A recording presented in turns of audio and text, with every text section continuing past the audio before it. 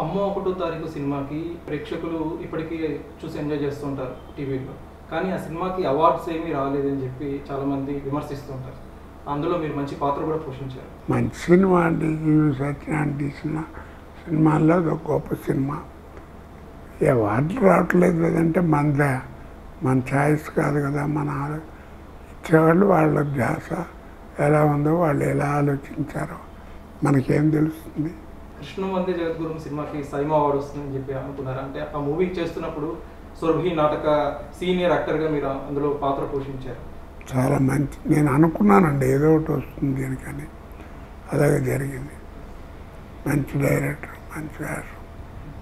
ఇప్పుడంతా ఓటీటీల కాలం నడుస్తుంది, వెబ్ సిరీస్లో అదంతా నడుస్తుంది. సో ఈ కాలం వచ్చే వెబ్ సిరీస్ల పట్ల, ఓటీటీ ప్లాట్ఫామ్స్ పట్ల మీ ఒపీనియన్ ఏంటి? ఏముందండి, మనం ఏం చెప్పగలం? కాలాన్ని మనం ఎదురెత్తమే కానీ దాన్ని శాసించలేం కదా. దాని ప్రకారం జరుగుతుంది, మనం దాని ప్రకారం నడవటం అంతే. టీవీలో చాలామంది ఆధ్యాత్మికవేత్తలు ప్రవచనాలు చెప్తూ ఉంటారు, అవి వింటూ ఉంటారా? ఆధ్యాత్మికం పట్ల మీ ఒపీనియన్? వింటూ ఉంటానండి. మళ్ళా చంద్రశేఖర్ శాస్త్రి గారిది, ముఖ్యంగా ఉషశ్రీ గారిది, ఆ రెండు బాగా వింటాను. మంచి మాటలు ఉంటే నోట్ చేసి పెట్టుకుంటాను, మనసులో పెట్టుకుని వాటిని ధ్యానం చేసుకుంటూ ఉంటాను. అయోధ్య రామ మందిర నిర్మాణం జరిగింది కదా, అది టీవీలో చూసినప్పుడు మీకు ఎలా అనిపించింది? అంటే చిరకాల వాంఛ అది మన ఇండియన్స్. నేను కూడా తెలుగు వాడిని, భారతీయుడిని అని అనిపించింది. మోడీ గారు మంచి పని చేశారు. ఏదో అనేవాళ్ళు అంటుంటారండి, భగవంతుడి గురించి కదా, రకరకాలు వస్తాయి, ఉన్నారని లేరని. నా నమ్మకం ఒకటే, మీకు తెలిసా తెలీదు, ఆయన నాళ్ళ తాతారావు గారిని ఒక ఆయన ఉన్నారు. ఆయన మంచి సైంటిస్ట్. ఆయన పద్మభూషణ్ కూడా ఇచ్చి సెంట్రల్ గవర్నమెంట్ పురస్కారం చేసింది. బాగుంది. మనకెందుకు ఇప్పుడు బెజవాడ వెళ్తుంటే ఆ రింగ్ రోడ్ దగ్గర ఇబ్రహీంపట్నం అంటారు, అక్కడ నార్ల తాతారావు థర్మల్ స్టేషన్ అని ఉంటుంది. అంత గొప్ప ఇది. ఆయన్ని ఎందుకంటే మీకు ఎంత జరిగిందంటే కరెంటు క్రియేట్ చేశాను.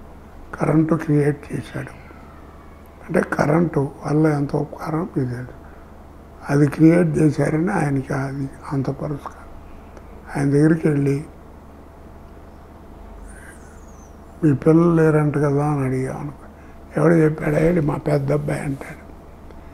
మరి ఇది వాడి క్రియేషనే కదా. కుర్రాడు కూడా మరి కరెంటు కూడా ఆయన క్రియేషనే కదా. ఏమండి మరి ఇది నీ క్రియేషనే కదా, ఈయన చూపించావు కదా, కొంచెం ఆ కరెంటు చూపించమని అడగండి. చూపించగలడా? చూస్తే కళ్ళిపోతే, ముట్టుకుంటే తెస్తాడు. కాబట్టి the power which is created by you, which you cannot see, which you cannot touch, that power is a God.